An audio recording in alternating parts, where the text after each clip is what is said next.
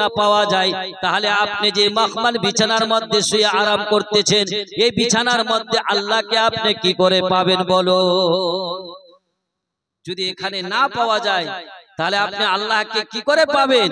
ওই ফুলের বিছানায় যে শুয়ে আছেন, আজকে মখমল বিছানায় যে শুয়ে আছেন, কি করে আপনি আল্লাহকে পাবেন বলেন?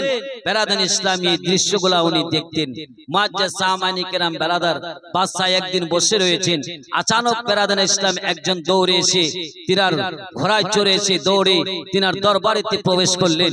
এবার যখনই প্রবেশ করলেন, বাদশার বিনা হুকুমতে ঢুকে পড়লেন। এবার যখনই ঢুকে বললেন বেরাদান ইসলাম, ঢুকে পড়ার পরে তুমি আমার দরবারেতে বিনা অর্ডারে ঢুকলে কেন? বলে এটা তো একটা হচ্ছে ধর্মশালা, এটার মধ্যে আমি আসতে পারি। বলে আচ্ছা একটি কথা বলবো। বলে বলেন। বলে এটা বাড়ি কার? বলে আমার। বলে তোমার বাড়ি? বলে হ্যাঁ। এর আগে কার বাড়ি ছিল? বলে এর আগে আমার বাবার ছিল। আপনার বাবার ছিল? বলে হ্যাঁ। এর আগে কার ছিল? আমার বাবার বাবার ছিল। এর আগে কার ছিল? বলে বাবার বাবার ছিল। এরকম চলে যাচ্ছে বেরাদান ইসলাম। বলে এটা ধর্মশালা নিতে আর অন্য কি আছে?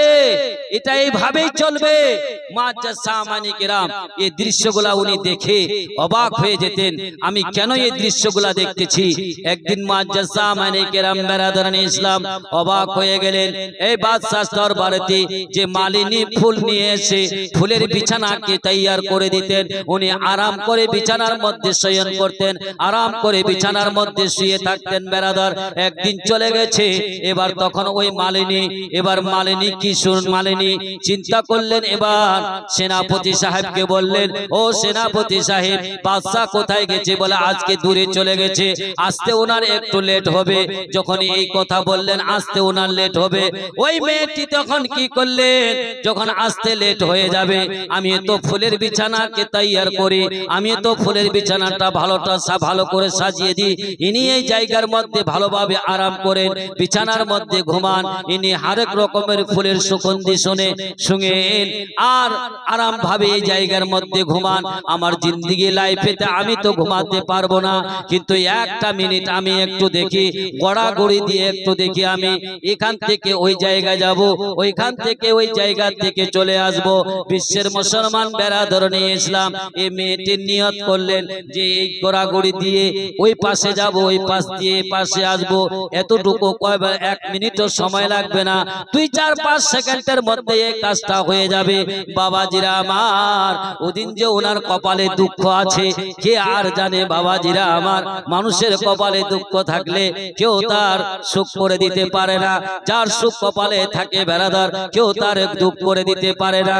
এ বিশ্বের মুসলমান বেরাদরণী ইসলাম, এবার ওই মেয়েটি কি করলেন, শুয়ে পড়লেন বিছানার মধ্যে।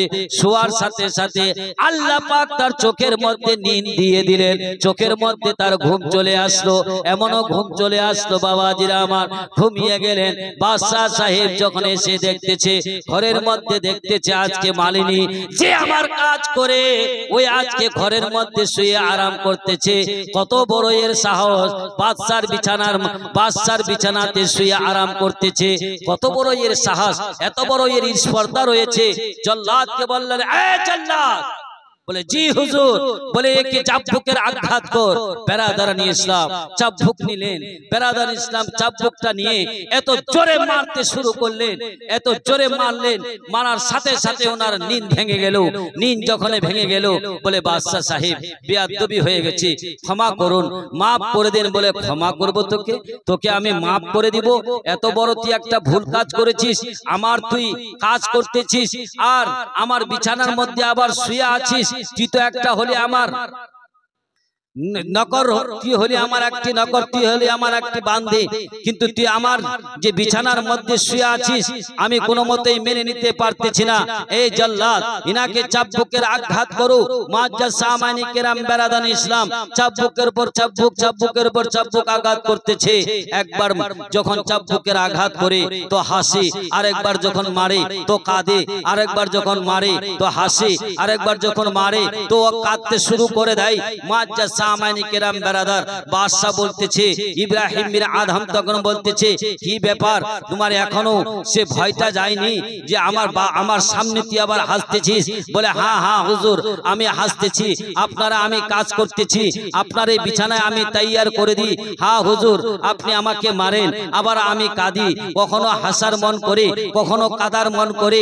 বাদশা সাহেব, কেন আমি হাসতেছি, কেন আমি কাঁদতেছি? বাদশা সাহেব, আমি একজন গরিব পরিবারের লোক, দিন খাই দিন খাটি, দিন মজুরি দিয়ে আমরা সেই সংসারটা কোনো মতন করে চলাই।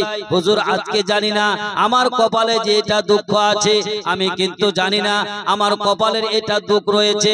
ও বাদশা সাহেব, এক মিনিটের আরামের জায়গাতে যদি এত হারাম হয়ে যেতে পারে, বাদশা সাহেব আপনি একদিন নয় দুদিন নয়, আপনি 40টা বছর ধরে এই বিছানার মধ্যে আরাম করতেছেন, আপনি 40টা বছর ধরে এই বিছানার মধ্যে ঘুমালেন, তাহলে আল্লাহ রাব্বুল আলামিন আপনার উপরে কত চাবুকের আঘাত দিবে বলে? এক মিনিটের মধ্যে আমার উপরে এত অত্যাচার হলো, আমার উপরে এত চোটপাট হয়ে গেল, কিন্তু এই চোটপাট হয়ে গেল, কিন্তু তোমার উপরে কত আঘাত হবে বলো? মুআজ্জাজ সামানে কেরাম, বাদশা সাহেব মনে হয় একটা শরীরের মধ্যে ঝাঁকি মেরে দিল, এমন একটা ঝাঁকি মেরে দিল, দিবার পরে চিন্তা করে দেখলেন, ঠিকই তো, একদিন সামান্য 1 মিনিটের জন্য আমি তাকে এত বড় শাস্তি দিলাম, 1 মিনিটের জন্য এত বড় আমি যা শাস্তিটা দিলাম, কিন্তু আমি তো 40 বছর ধরে এই বিছানায় আরাম করছি, তাহলে আমার উপরে কত সাজা হতে পারে? উনি কি করলেন বেরাদার ইসলাম, ওই বাদশাহ সাহেব এবার নিজের বাড়ি ঘর ছেড়ে ত্যাগ করে, ছেলে মেয়ে সমস্ত কিছু ত্যাগ করে, বাড়ি ঘর বাদশাহী সমস্ত কিছু ত্যাগ করে বেরাদার ইসলাম রাস্তা দিয়ে পথে দিয়ে হাঁটতে শুরু করলেন, পথ দিয়ে হাঁটার শুরু করলেন বেরাদার ইসলাম। উনার চোখের পর্দা খুলে গেল, সত্যিকারে মেয়েটা তো ঠিকই বলেছে, আমাকে এখন আল্লাহর খোঁজে বার করতে হবে, আল্লাহকে পেতে গেলে বেরাদার আল্লাহর ওলির কাছে যেতে হবে, তাই কিনা? যতক্ষণ পর্যন্ত আল্লাহর ওলির কাছে না যান, ততক্ষণ পর্যন্ত আল্লাহকে খোঁজ করে পাওয়া যাবে না। এই বিশ্বের মুসলমান বেরাদরনি ইসলাম, এবার কি করলেন উনি? এবার রাস্তা দিয়ে চলে যাচ্ছেন, একজন রাখাল বেরাদরনি ইসলাম চলে যাচ্ছে, সে একজন রাখাল চলে যাচ্ছেন সে বকরি ছাগল চড়ার জন্য।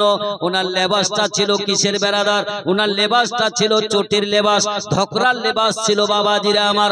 ওই ধোকরার লেবাস পরে উনি ওই কাজ করে মাঠের মধ্যে, এবার ওই রাখালকে ডেকে বলতেছে, ও রাখাল ভাই শোনো শোনো।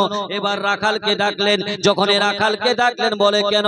বলে শোনো তো, বলে এই তোমার পোশাকটা তুমি আমাকে দিয়ে দাও, আর আমার পোশাকটা তুমি পরিধান করো। বলে না না না না বাদশা সাহেব, আপনার চেহারাটা দেখা যাচ্ছে যে আপনি মনে হয় বড় ঘরানার আপনি ছেলে হবেন, আপনি হয়তো কোনো বাদশা হবেন, এই লেবাস হচ্ছে বাদশাহী লেবাস, এটা আমাদেরকে মানায় না, এটা আমাদেরকে মানাবে না, আমরা হচ্ছি গরিব লোক, মাঠে ঘাটে ছাগল চড়াই গরু চড়াই, আমাদের লেবাস এটাই ঠিক আছে, এটাই পরে আমরা থাকবো, এটাকে নিয়ে আল্লাহকে রাজি করাবো। মুআজ্জাজ সামানে কেরাম বেরাদার, ও বাদশা সাহেব বললেন, বলে আমি পড়তে চাই, আর বাদশাই আমাকে ভালো লাগে না, আমাকে আর বাদশাই ভালো লাগে না, বাদশাই আমি ছেড়ে দিয়েছি, ওই লেবাসটা একটু আমি পড়তে যাচ্ছি। নারে তাকবীর, নারে তাকবীর, নারে রিসালাত, नारे रिसालत, मसला के आला हजरत, मसला के आला हजरत हुजूर मुफ्ती आजम हिंद, हुजूर मुफ्ती आजम हिंद, उलमाए किराम, तोलबाए इज़ाम, तोलबाए इज़ाम, नारे तकबीर, नारे रिसालत। যাই হোক মুআজ্জাজ সামানে কেরাম বেরাদরনি ইসলাম, আলিম এসে উপস্থিত হয়ে গেছে, বাস আমার সময় সংকীর্ণ সময় শেষ, আমার এখান থেকে আমার বক্তব্যকে আমি ইতি করব। তো মুআজ্জাজ সামানে কেরাম বেরাদার লাস্টে একটি গজল বলে আমি সমাপ্ত করে দেব। মুআজ্জাজ সামানে একবার দুরূদ পড়ুন তো, আল্লাহুম্মা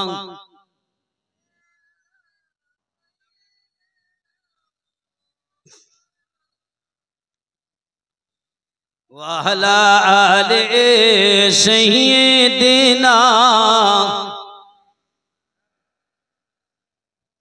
ওই একদিন মাটির ভিতরে হবে ঘর রে মনে আমার, কেন বাঁধো দালান ঘর রে মনে আমার, কেন বাঁধি দালান ঘর। ওই একদিন মাটির ভিতরে হবে ঘর রে মনে আমার, কেন বাঁধো দালান ঘর রে মনে আমার, কেন বাঁধি দালান ঘর। প্রাণ পাখি উড়ে যাবে পিঞ্জিরা ছেড়ে, ধরা ধোপে সবই রবে, তুমি যাবে চলে। বন্ধু বান্ধব যত, পিতা মাতা তারা শত, বন্ধু বান্ধব যত, পিতা মাতা তারা শত, সকলে হবে তোমার পর রে মনে আমার, কেন বাঁধো দালান ঘর।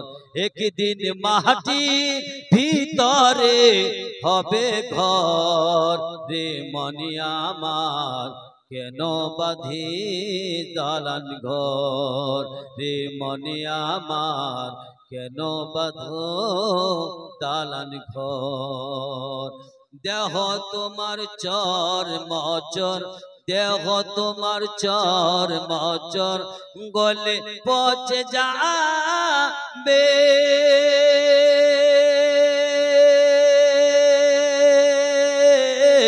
শিরা রূপ শিরা গলি ছিন্ন ভিন্ন হবে। মণ্ডপে রোগ দণ্ড সবই হবে খণ্ড খণ্ড, মণ্ডপে রোগ দণ্ড সবই হবে খণ্ড খণ্ড, পরে রবে মাটির ভিতর রে মনে আমার, কেন বাঁধো দালান ঘর। একদিন মাটির ভিতরে হবে ঘর রে মনে আমার, কেন বাঁধো দালান ঘর। রূপেরি গৌরবে রূপেরি গৌরবে সাজিয়াছ সা,